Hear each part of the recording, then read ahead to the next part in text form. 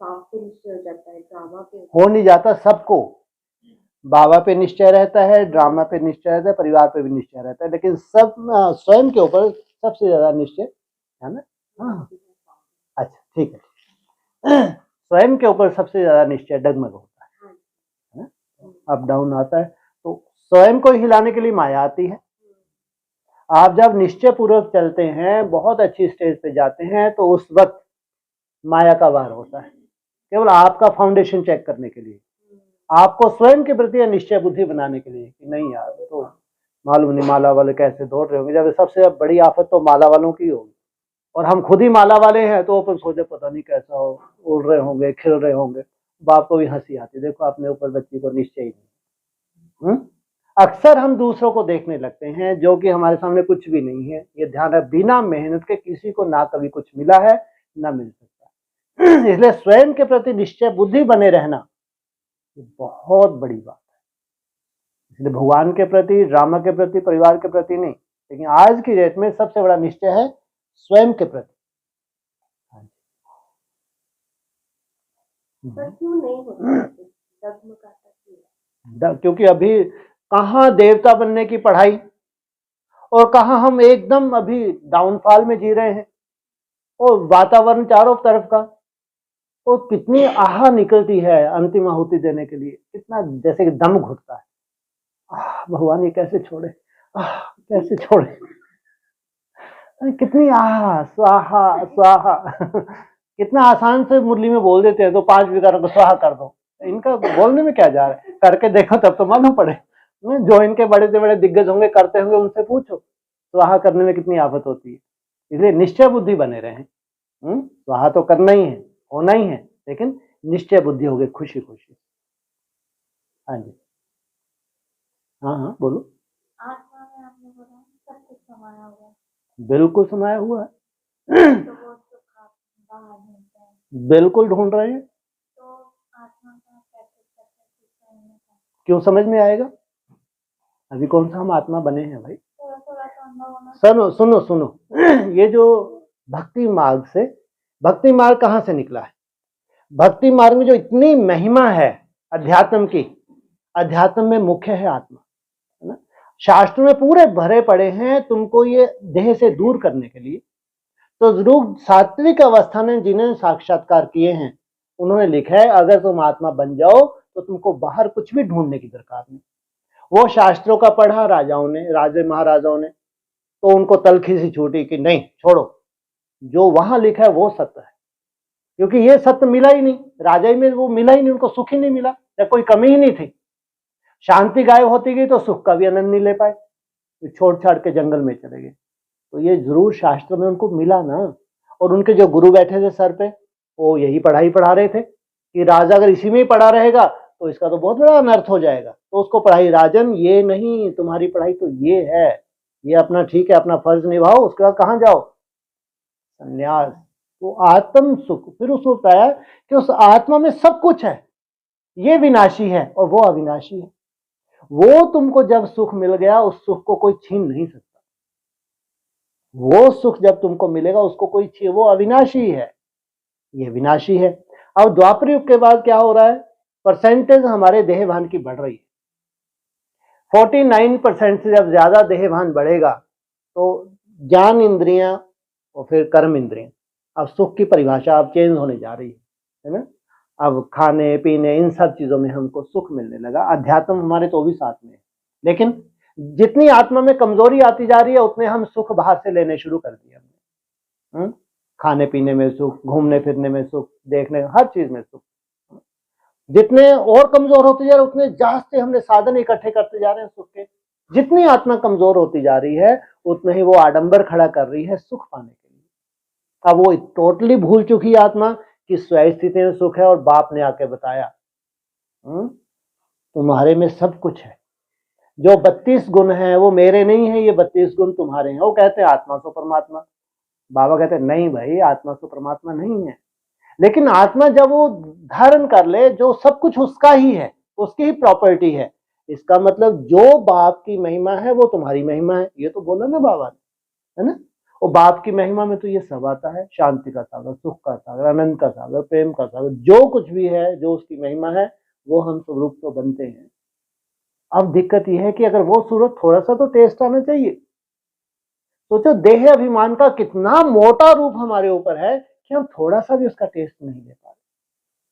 वो पूरा छुपा है साइलेंस में। वो सब कुछ साइलेंस, जबकि अभी हमको जितने भी टेस्ट मिल रहे हैं वो साइलेंस के बाहर आने के बाद मिल रहे हैं, देह से कनेक्ट होने के बाद मिल रहे हैं। और वो है अतीन्द्रिय सुख, इन सबसे पार का सुख है। और इन सबसे पार क्या है? वो छठा महतत्व है। आत्मा इन पांच से बंधी है क्या? डिटैच है ना। अब उसके लिए जो हम प्रयास कर रहे हैं, उसमें टिकने का जो प्रयास कर रहे हैं, वो सबसे बड़ा चैलेंज है। पूरे वर्ल्ड में 800 करोड़ आत्माओं में 9 लाख श्रेष्ठ आत्माएं निकलती हैं जो पूरी पढ़ाई पढ़ती हैं, नंबर 1। उनमें भी जो ऋषि मुनि है बताते हैं उनका 16,000 का गायन है। सोचो इतना बड़ा विश्व, कितना बड़ा कंपटीशन, और 16,000 आत्माएं सही रूप से पढ़ाई पढ़ती हैं, वो फिर नंबर 1 जैसे से उस स्टेज पे टिकती गई, स्वतः ही ये सुख उनसे दूर होते, स्वतः, करने से नहीं। फर्स्ट स्टेज में हम दृढ़ संकल्प करते हैं, फर्स्ट स्टेज है वो।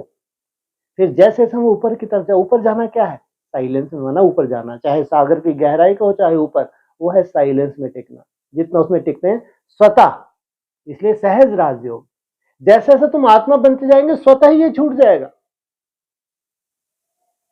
साथ साथ तुम्हारे में इतनी दृढ़ता जो आती जा रही है, तुम जो संकल्प करते हो वो तुम्हारा पूरा, जो अपने संकल्प के, और अब तुम इससे दूर जा रहे हो, वो आत्म सुख के करीब जाते जा रहे हो। इसमें टाइम लगता है ना, देह भान को छोड़ने में टाइम लगता है। और देह भान का कितना पसारा फैला हुआ है, बहुत पसारा चारों तरफ। ये तो निरंतर ही है, देह में टिकना तो निरंतर ही है। आत्मा में थोड़े कुछ सेकंड टिकने के लिए कितनी हमको मेहनत करनी पड़ती है, इसलिए पढ़ाई है। लेकिन ये सच्चाई है, चाहे शास्त्रों को खंगाल लो, चाहे अव्यक्तवाणियों का सार, चाहे मुरली है, सार यही है। मन के मौन से तुम्हारे लिए नई रंगत की शुरुआत होती है। स्वयं स्थिति में जाना माना स्वर्ग में जाना, स्वयं स्थिति की पराकाष्ठा माना बैकुंठ, जीते जी स्वर्ग में जाना। मुरली चाहे लौकिक दुनिया का हिसाब ले लो, वहां से भी सार यही निकलेगा जो मुरली अव्यक्तवाणी बता रही है। तो लेकिन टाइम लगता है ना। ये जो हमारा पुरुषार्थ है, ये पुरुषार्थ ही हमारी सीढ़ी है, अलग से नहीं होगा, जमदे जामदे नहीं होता। ये जो सीढ़ी तुम चढ़ रहे हो, धीरे धीरे चढ़ रहे हो, यही सीढ़ी है, दूसरा कोई आधार ना था, ना है, ना हो सकता। टाइम तो जरूर लगता है। तो मतलब जब हमको ये सब चीजों की आकर्षण खत्म होती जाती है और वो चीज अपनी तरफ खींचने लगे तो समझेंगे वो फर्स्ट। बिल्कुल बिल्कुल बिल्कुल। खड़े होके मैदान में आ जाओ, यहाँ बहुत है, ये यहाँ मजा आता है। हाँ, माना ये सीधे सीधे ये परिभाषा है, बहुत सुंदर परिभाषा है ना। स्वतः ही उसकी आकर्षण होने लगेगी, वो छोड़ने की आकर्षण होने, छूट नहीं रहा, लेकिन तुमको अंदर से आकर्षण क्यों हो रही है कि नहीं भैया ये छोड़ना है। अंदर बार बार तुमको प्रेरणा हो रही है, ये चिन्ह है। तो अपनी मंजिल के करीब जा रहे हो कि तुमको यह प्रेरणा हो रही है, जो असंभव है वो तुमको लगने नहीं, करना है, करना है। इसका मतलब तुम्हारी एक निश्चित स्टेज की तपस्या हो चुकी है। अब वो तपस्या तुमको जंप देना चाहिए, उछल उछल, यहां से ऊपर कूद, प्रेरणा हो रही है। इसको अगर ये कहेंगे कोई अव्यक्त आत्मा खींच रही है तो वो सोचे इसको खींचा, मेरे को नहीं खींचा, इसलिए यहां अव्यक्त आत्माओं साइड में रख दो। तुमने जो मेहनत की है वो अब इसी स्टेज की मेहनत हो गई है, तो वो ऊपर की तरफ तुमको खींच रही है। अब ऊपर उठ, ऊपर उठ, जो भी रस है इनसे ऊपर उठो, जो खान पीन का रस है इससे ऊपर उठो। वो तुम्हारी तपस्या है, चाहे वो पिछले जन्म की तुम्हारी तपस्या हो सकती है या इस जन्म की तपस्या हो सकती है। वो तपस्या तुमको ऊपर की स्टेज पे जाना है, तो प्रेरणा होती है। हाँ जी,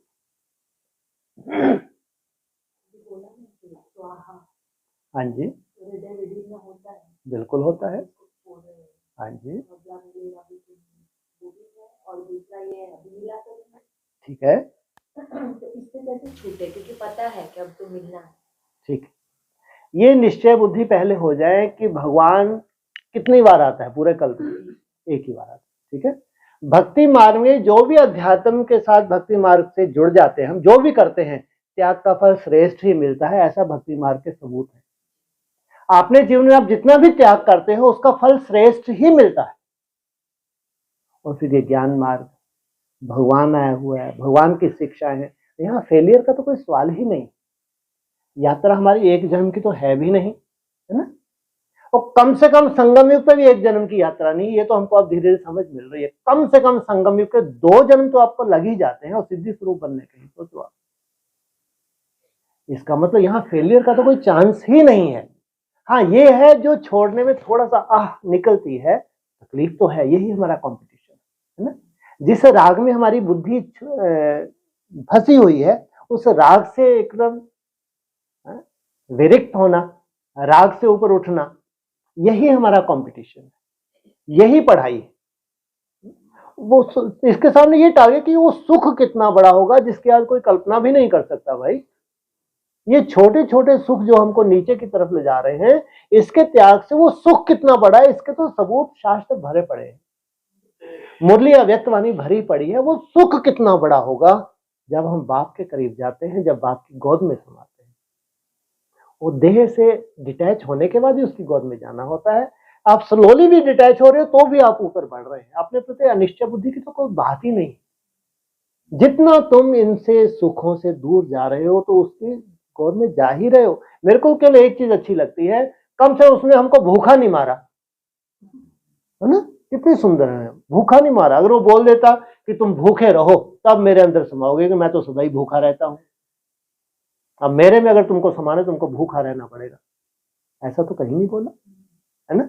लेकिन उन चीजों को छोड़ने के लिए बोला जो मिक्सचरिटी हो गई है, जिसकी वजह से हमारा डाउनफॉल हुआ है। इसलिए जो सबसे सुंदर है प्रकृति का रूप, प्रकृति के द्वारा जो हमको मिला है, तो सबसे बड़ा उत्थान केवल शरीर नहीं, आत्मा का भी करेगा। ये रिसर्च है, केवल शरीर का नहीं। आप अन्न खाते रहो तो आपके निश्चित स्टेज तक कंप्लेंट बनी ही रहेगी, स्वयं की साधना के प्रति बनी ही रहेगी। दुनिया से बहुत अच्छे हैं और ब्राह्मणों से बहुत अच्छे हैं आप, लेकिन तो भी एक शिकायत अपने प्रति रहेगी ही रहेगी। प्रकृति को चांस दो, प्रकृति को चांस दो कि हम प्रकृति को स्वीकारें तो प्रकृति आपको संवारे। केवल स्थूल प्रकृति नहीं है, मन बुद्धि की भी हमारी प्रकृति है, केवल स्थूल प्रकृति ही नहीं है। हमारा पूरा परिवर्तन होना है तो हमारी स्वयं की जो प्रकृति है उसका नेचुरल रूप हमको लाना है। सोचो कहाँ नेचुरल रूप हमारा बिगड़ा, द्वापर युग से कितना बिगड़ गया। अब उस नेचुरल रूप में कितना सुख होगा।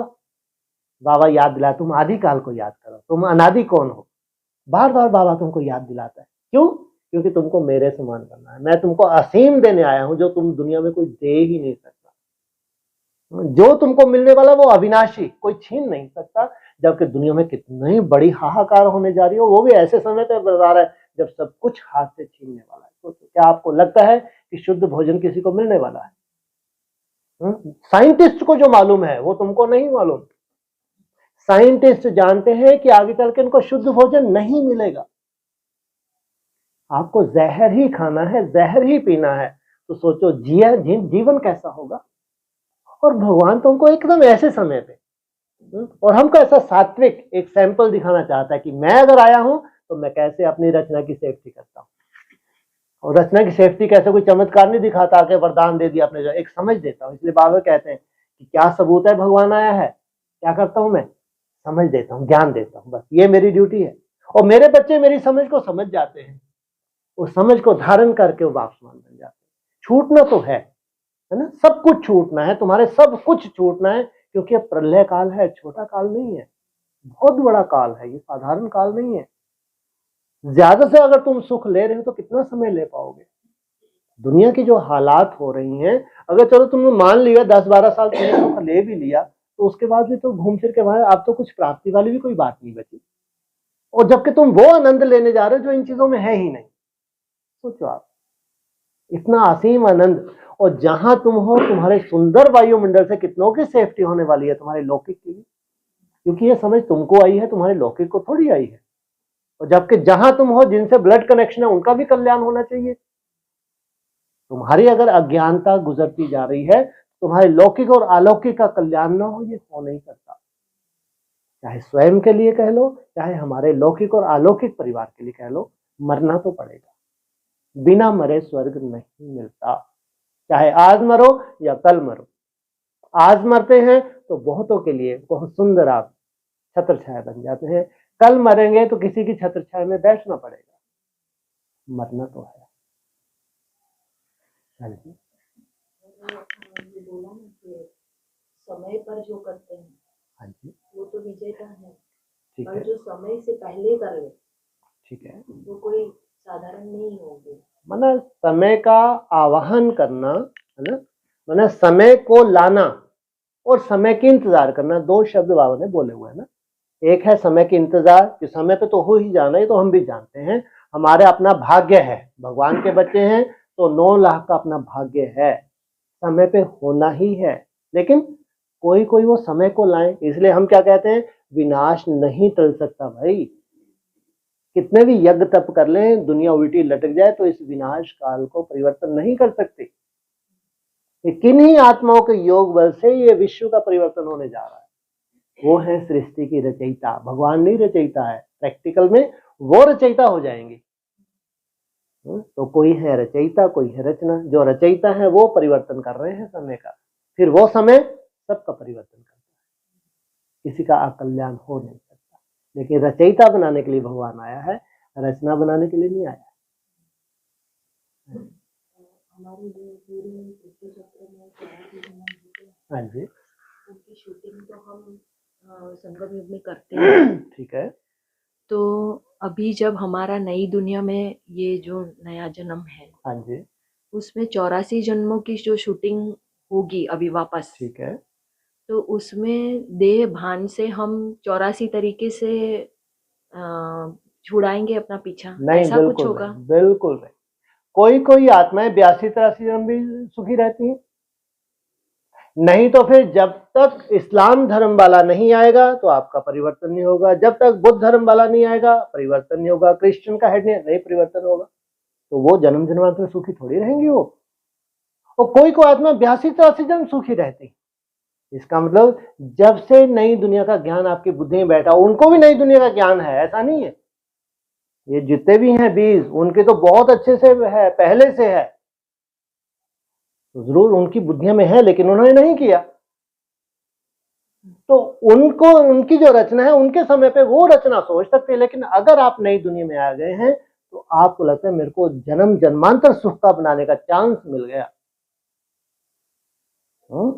यहां तुम्हारी फाइनल शूटिंग है, यहां अप डाउन वाली शूटिंग नहीं है, जबकि हम जानते हैं हमारी फाइनल स्टेज निश्चित है। लेकिन कहां हम ये 4 अवस्थाओं से ऊपर जाते जाएं, कहां 4 अवस्थाओं से एकदम डाउनफॉल में जाएं, बिल्कुल विपरीत दिशा में जाएंगे। है ब्राह्मण ही, एकदम नीचे की तरफ जाना है 14 वर्ष में, एकदम ऊपर की तरफ जाना है, तो सोचो कितनी सुंदर मेहनत करेंगे।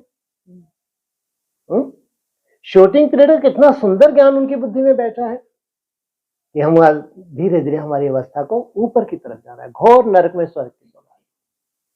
तो फिर ये जो टारगेट दिया है अभी बाबा ने, हाँ जी, कि खाना पीना कम से कम अन्न को छोड़ ठीक है, देना, हाँ जी, अभी ये बाबा ने नहीं दिया है, सबसे पहले तो ये सुन लो, नहीं तो फिर नया बाबा प्रकट हो जाएगा, है ना। ये हमको ये समझ मिल गई है, हमने मुरलियों का इन चीजों का मंथन किया, हम एक रिसर्च कर रहे हैं, है ना। और इसमें कहीं से किसी का नुकसान नहीं है, क्योंकि समय अभी ऐसा आने वाला है कि इंटरनल जितना आप पावरफुल होंगे आप अपनी सेफ्टी कर रहे हैं। और हम हैं ब्राह्मण, ब्राह्मणों का टारगेट बहुत ऊंचा है, हमको इसलिए नहीं कि कोई भय है मृत्यु से, नहीं, लेकिन अगर भगवान ने इस सृष्टि की रचना रचने है तो कुछ ब्राह्मण तो होंगे जो इसी शरीर से नई दुनिया में जाएंगे, तो कुछ समय मेहनत भी करेंगे। 4 अवस्थाओं से हमारा शरीर गुजरता है, ध्यान रखना, एक ही अवस्था नहीं है। अगर डाउनफॉल हुआ है तो 4 अवस्थाओं से, हर चीज को 4 अवस्थाओं से गुजरना है। आपका शरीर को भी 4 अवस्थाओं से गुजर के रिजोनेट होगा, ऐसे नहीं जमदे जामदे नहीं होता। हाँ, ये बात अलग है, जितनी आत्मा पावरफुल होती है उतनी थोड़े से हफ्तों में आप 4 अवस्थाओं को क्रॉस कर जाएंगे, लेकिन एक सिस्टम तो है। 4 अवस्थाओं से क्रॉस किए बिना ये रिजुवनेट नहीं हो सकता, सात्विक नहीं हो सकता। इसलिए फिर आप ऊपर से नीचे चले, अपनी यात्रा देखो। अन्न सबसे बड़ा दोष हुआ है, ये अन्न निकला ही है इस्लामिक कंट्री से निकला है, हमारे यहाँ था ही नहीं, अपने यहाँ का नहीं है, ये ध्यान रखें। हमारा जो अपन ये इसमें खाते हैं ना, ये अनाज वही थे, अपने यहाँ नहीं था। जब निकला ही वहां से है तो सबसे बड़ा दोष जो लगा, सबसे पहले उस दोष को हम दूर करेंगे, है ना। वो दोष सबसे पहला दोष। ये तो एक समझ की बात है, ऐसा नहीं कोई भगवान आके इन चीजों को बताएगा, तो एक रिसर्च है तो समझ है, ठीक है। उसके बाद हमारे जितने भी साधु सन्यासी सबसे ज्यादा सात्विक थे, भगवान के लिए अगर कोई प्रयत्न करते थे, और साधु सन्यासी कि भगवान में विलीन होना है, हमको स्वर्ग नहीं चाहिए, हमको तो जीवन मुक्ति चाहिए, जन्म मरण से छूटना है। तो उन्होंने देखा हम जो भी खा रहे हैं अगर इसको पका लिया, है ना, तो उसमें वो सब हमने नष्ट कर दिया जो हमारे शरीर को जरूरी था। अब जब नष्ट करके खा रहे हैं तो जीव का सुख तो मिल रहा है, लेकिन वो तत्व आपको पौष्टिकता नहीं मिल पा रही जो आपको मिलनी चाहिए। तो उन्होंने ऐसा, उनको साक्षात्कार कह लो या उनका डिसीजन था कि अग्नि सबसे बड़ा हमारा दुश्मन है, कि अग्नि को हमको छूना ही नहीं। जब हमको इतनी सात्विक स्टेज में जाना है तो हम कैसे उन चीज का विकृत रूप करके हम अपने शरीर का नुकसान कैसे कर सकते हैं, हमारी मन बुद्धि को हम कैसे नीचे ला सकते हैं। तो उन्होंने अग्नि का त्याग किया, है ना। साइंटिफिक रूप से लेंगे हम, ऐसा कोई भावना वाली बात नहीं है। जब साइंटिफिक रूप से लेते हैं तो आपने क्या किया, अग्नि का एक प्रयोग है जब, तो फिर हमने क्या किया, वो चीज खाई जो डायरेक्ट प्रकृति से मिली और हम पचा सकते थे। तो उसमें सबसे बड़ा सुंदर फूल रूप है फलों का, है ना, सलाद का है। ये तो प्योर जैसे सात्विकता की तरह।